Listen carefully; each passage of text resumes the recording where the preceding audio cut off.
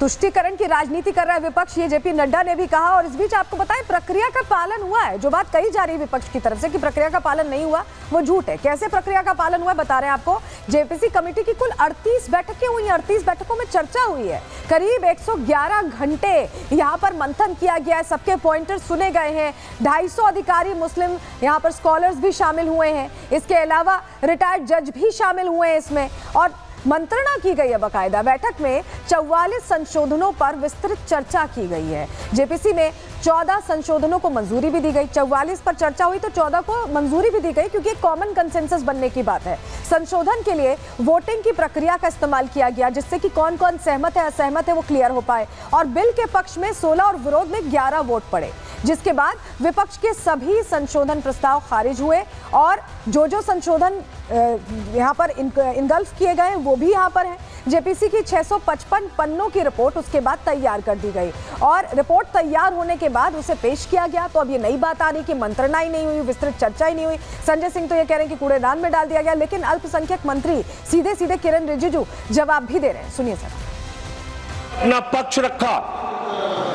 हमारे पक्ष से आप सहमत हो सकते हैं, असहमत हो सकते हैं, लेकिन उसको कूड़ेदान में कैसे डाल सकते हैं? सारे पूरे सर एक मिनट सर, आप मेंबर्स को तो बोलने दीजिए। आज आप वक्फ की संपत्तियों को कब्जा कर रहे हैं, कल गुरुद्वारा की करेंगे, फिर मंदिर की करेंगे, फिर चर्च की करेंगे। एनेक्शियर है, उसमें डिसेंट नोट में अगर कुछ कमिटी के ऊपर में सवाल उठाता है, जैसे casting of aspersion on the committee, जो चेयरमैन को लगता है कि ये सही नहीं है, तो चेयरमैन के पास पावर है उसको हटाने का।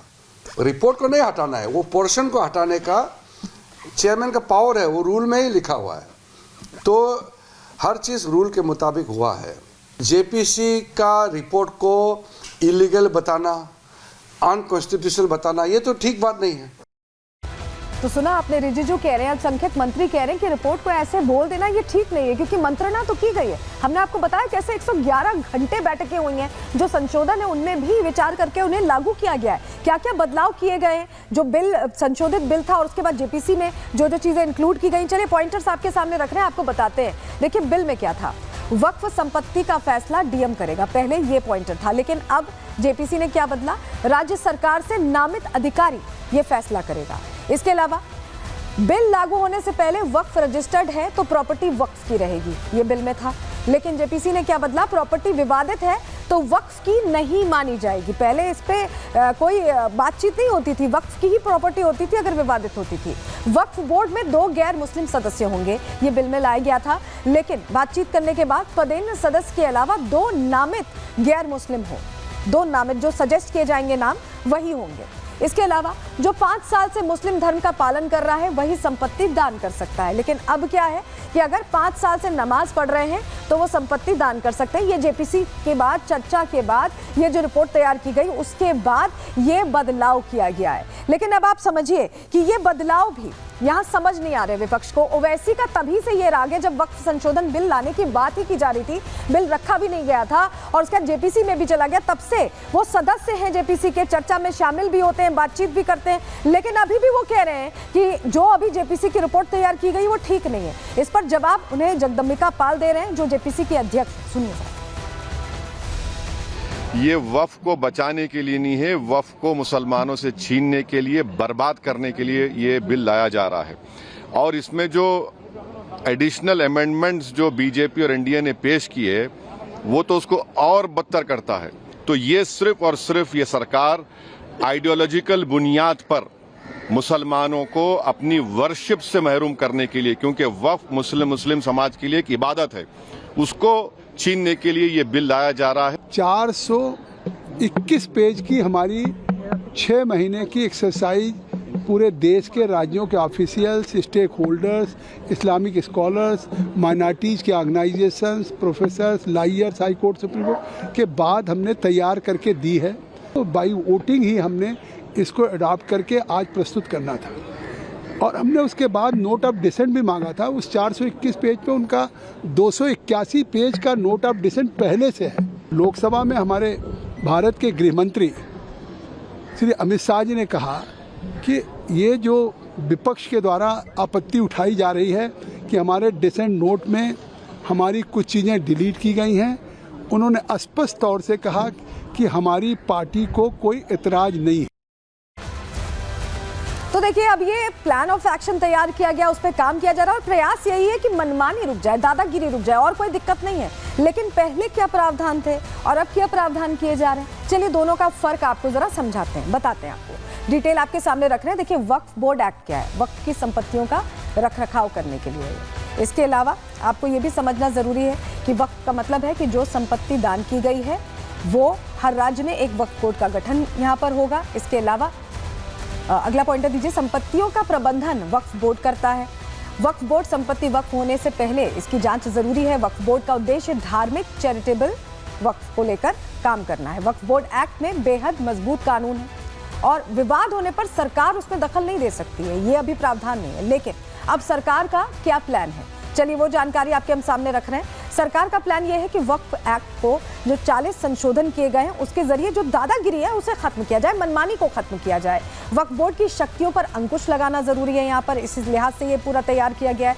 संपत्ति वक्फ के नियमों में जो पारदर्शिता लाई जाए, क्योंकि पहले तो मनमानी चलती थी, जो कह दिया वो उन्हीं का है, वो वाली बात ना रहे। संपत्ति वक्फ की होने से पहले जांच जरूरी यहाँ पर करवाई जाए और वक्फ संपत्ति हर जिले में रजिस्टर्ड भी हो, जिससे पूरा डेटा हो। वक्फ बोर्ड के राजस्व की भी जांच की जाए, इसको लेकर भी चर्चा है और महिलाओं की भी हिस्सेदारी यहां बन पाए। तो ये सारी चीजें सुनिश्चित करने के लिए सरकार ये बिल लाई है और इस लिहाज से जेपीसी में भी भेजा गया, क्योंकि कुछ चीजों को लेकर अगर शक शुबा है तो उस हिसाब से सोचा जाए। लेकिन इसके बावजूद जो यहाँ तुष्टीकरण की राजनीति करने वाले राजनेता हैं वो अभी भी यही राग अड़ाप रहे हैं कि वो विरोध करते हैं और कोर्ट जाने की भी बात कर रहे हैं। सुनिए जरा। ये पूरी रिपोर्ट काली है, हम इसका पुरजोर विरोध करते हैं। जब पास कराने का प्रयास किया जाएगा अगले चरण में तो पूरी तरह से हम इसका मुखालफत करेंगे। फिर भी सरकार अगर पास कराती है, वैसे तो मैं उम्मीद है कि जो सरकार के सहयोगी दल हैं वो इसके पास होने नहीं देंगे और फिर भी पास कराती है तो हम हक और इंसाफ के लिए, देश के मुसलमानों के लिए हम सर्वोच्च न्यायालय का दरवाज़ा खटखटाएंगे। ये सब जल्दबाजी के अंदर किया जा रहा है, ये हमारे अधिकारों के ऊपर पूरी तरह से बुलडोजर चलाया जा रहा है और ये हमारी प्रॉपर्टी को खुर्द-बुर्द करना चाहते हैं। डिसेंट नोट आप ऐड कर लोगे, आप मान तो नहीं रहे हो ना। हमने जो डिसेंट नोट में कहा है वो मान जाओ, हम भी मान जाएंगे। लड़ाई लड़ेंगे भैया, कोर्ट में भी लड़ेंगे, वहाँ भी लड़ेंगे, सब जगह लड़ेंगे। अब चलिए आपको बता देते हैं कि वक्फ संशोधन विधेयक में क्या है, क्या बदलाव कर रहे हैं। केंद्र और राज्य से 2 महिला सदस्य रखने की बात है। स्टेट वक्फ बोर्ड में 1 ओबीसी सदस्य रखने की बात है।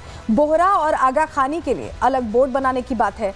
महिला उत्तराधिकारी के अधिकारों का संरक्षण यहाँ पर जरूरी समझा गया है। सभी मामलों पर लिमिटेड एक्ट लागू हो, ये भी समझा गया जरूरी।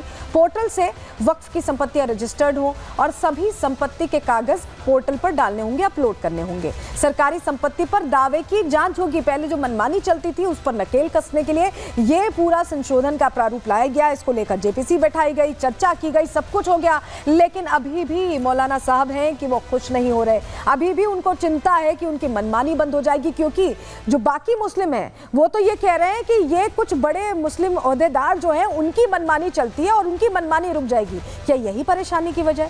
सुनिए जरा उनका भी क्या कहना है, मौलानाओं का क्या कहना है इस पर।